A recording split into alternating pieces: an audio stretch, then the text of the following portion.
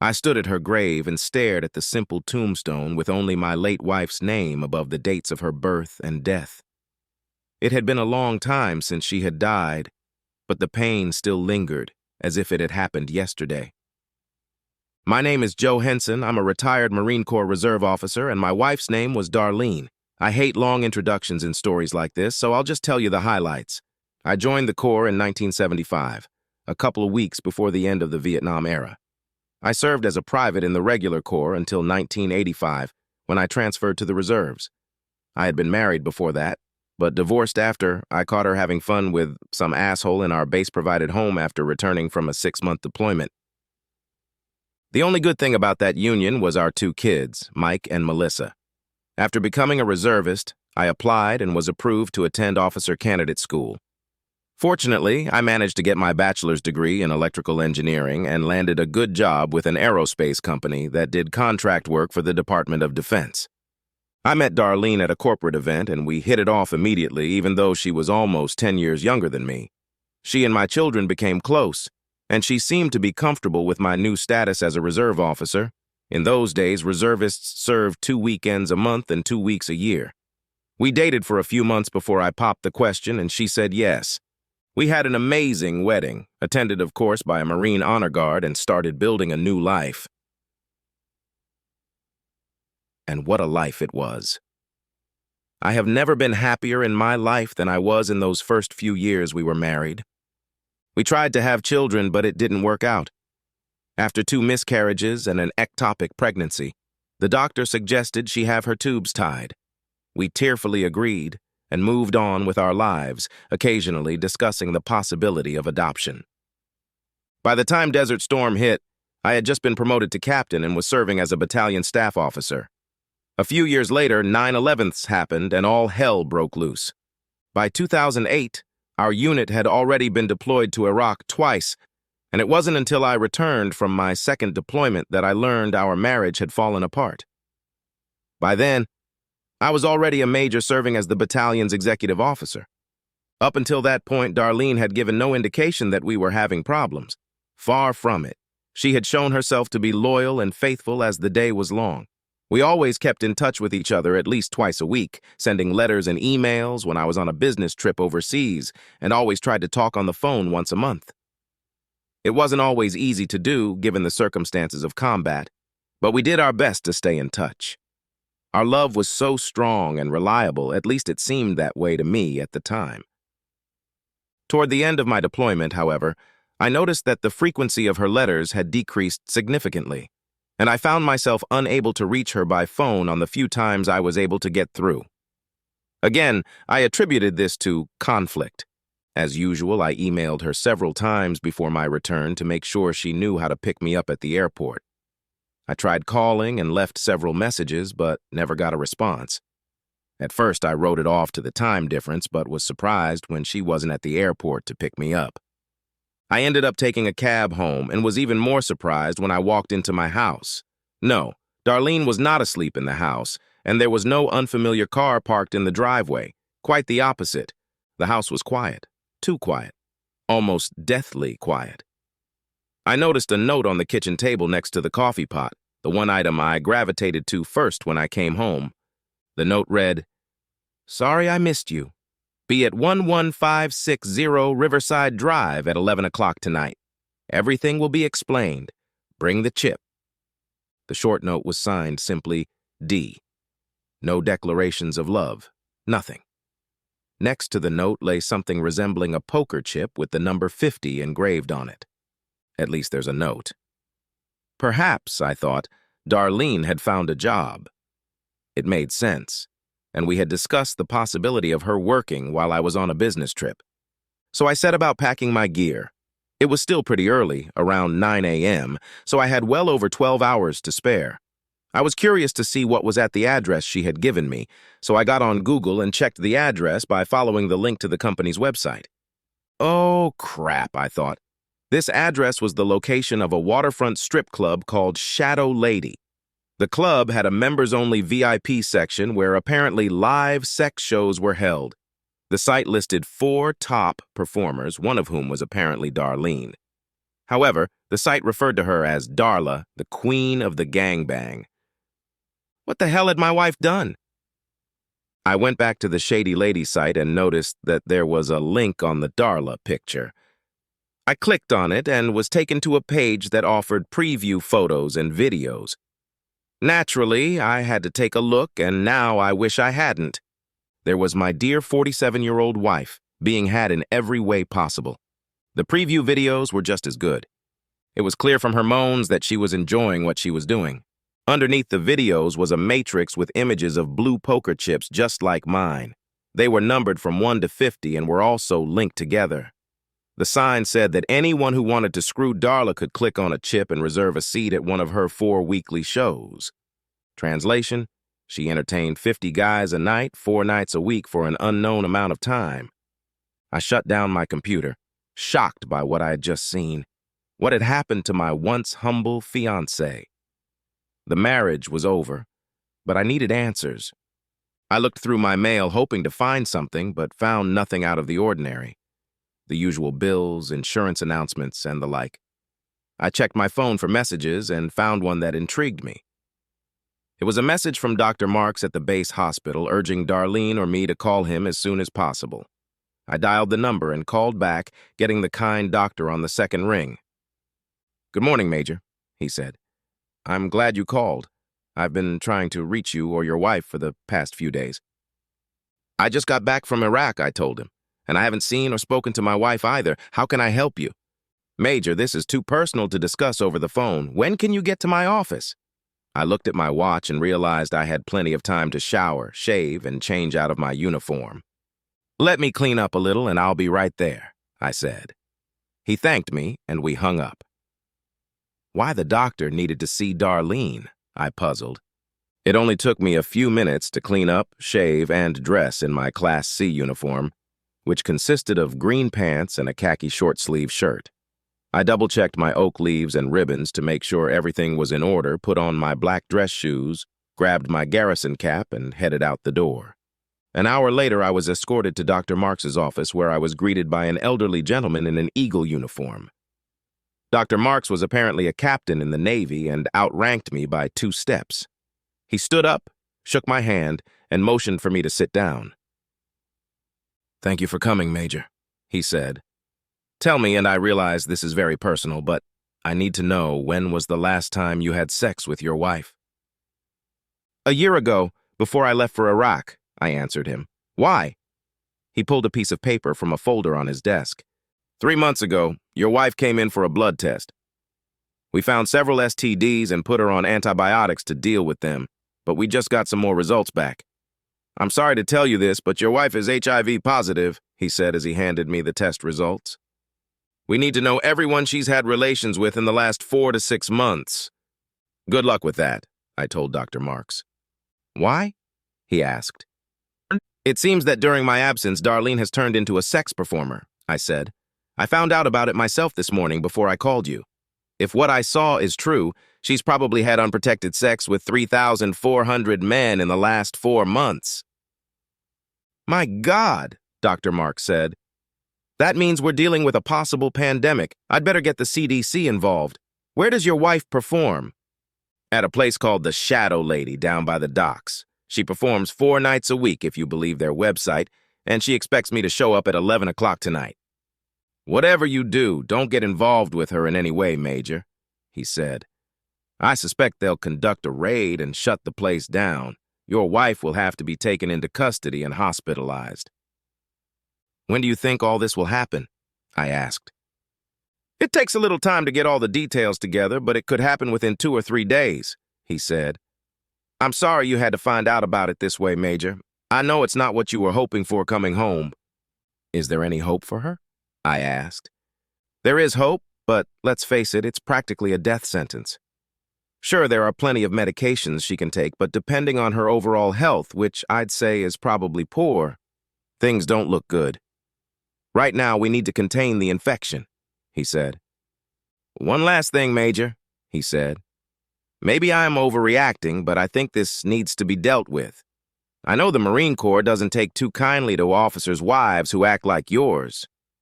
Yeah, it's hard to lead Marines in combat if you can't keep things under control at home, I said. The Corps is also looking at how officers in your position handle that kind of problem. I know you probably want to divorce her and kick her out on the street, he said. I nodded in agreement. Think about this. As bad as HIV is, a divorce in her condition would probably kill her. I'm sure you don't want that, do you? He asked. It's tempting, I said. Major, I realize this is hard, but you really don't have all the information. Maybe she's being drugged, or maybe she's being blackmailed. I want you to also consider putting her in a treatment facility. It could be for life, I don't know. Your TRICARE insurance and your health insurance at work should cover that. Let her get the care she needs. Stabilize if you want. Try to work things out with her. What's that quote? Something about justice being tempered and merciful? That was General John A. Lejeune, I said. He once said that justice tempered with mercy doesn't mean a relaxation of discipline. I understand what you're saying, sir. Honor, courage, and loyalty. I understand. Good, he said. Do what you have to do, but not out of anger or revenge. Thank you, I said, shaking his hand. Semper Fi, he said, smiling. Oorah, I replied. Dr. Mark strongly recommended, which was a euphemism for order, that I get tested for STDs, even though I hadn't had sex in over a year, just to reinsure myself. I followed his advice, took the necessary bodily fluids, and went home. I still had plenty of time before I was due to show up at the Shady Lady, so I changed into something more casual, grabbed a beer, and sat in my den to mull over my options. In a flash, emotions overwhelmed me and I cried like a baby. Yes, Marines have emotions too. I soon fell asleep dreaming of the early years of my and Darlene's marriage. I woke up around 9:30, showered and dressed for my visit to the Shady Lady. I decided to wear a Marine Corps t-shirt and a pair of jeans. I got to the club at 10:45 and walked up to the front door where I was stopped by a very large man who clearly had his hands full. I showed him a blue poker chip and told him Darla had invited me. He smirked and waved me over. I'm not much of a bar person, and it took me a while to get to the right place.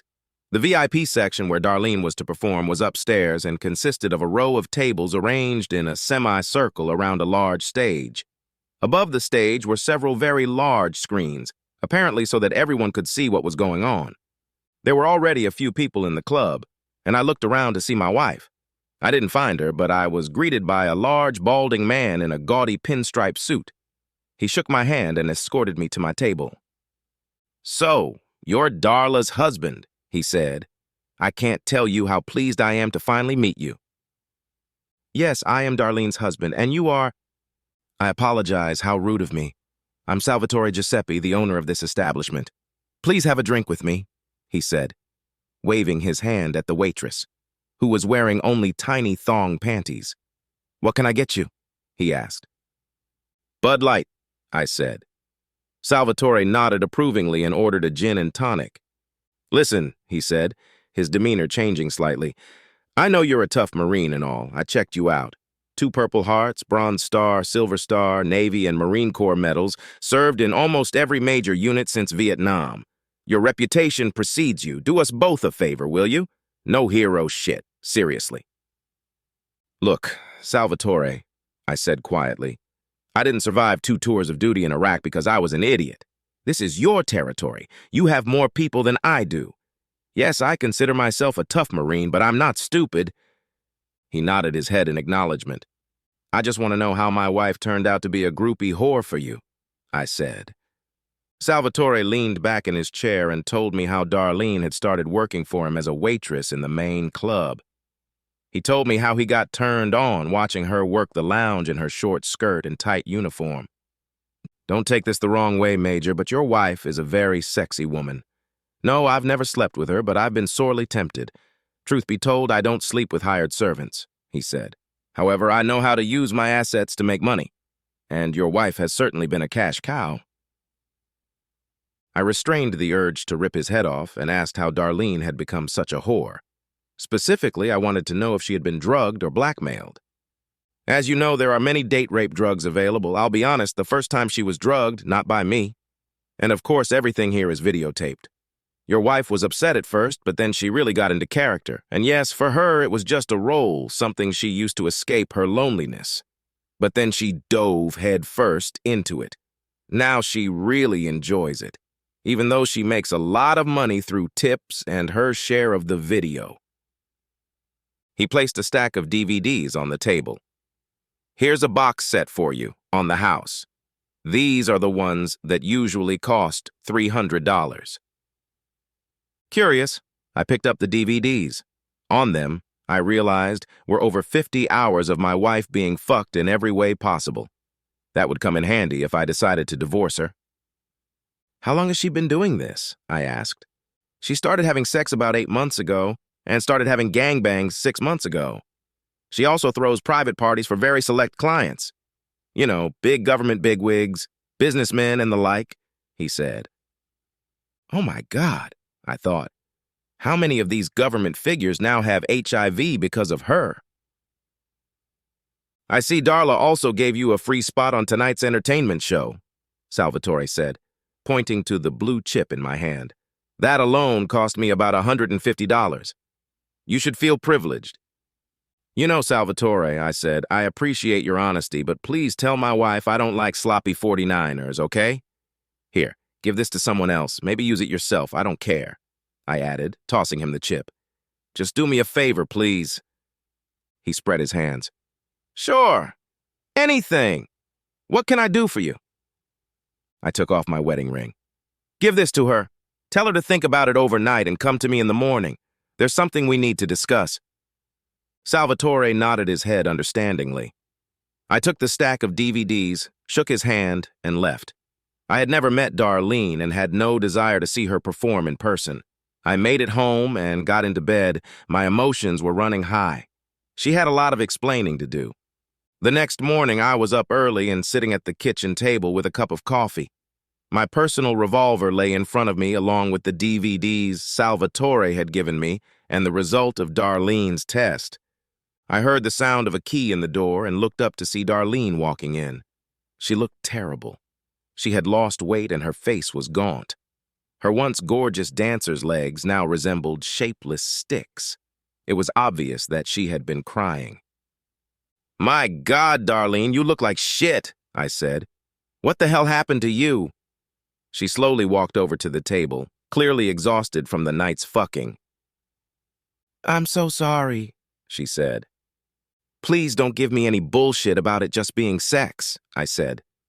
You know better. Her eyes were fixed on my gun. What kind of gun is that? She asked. Are you going to kill me now?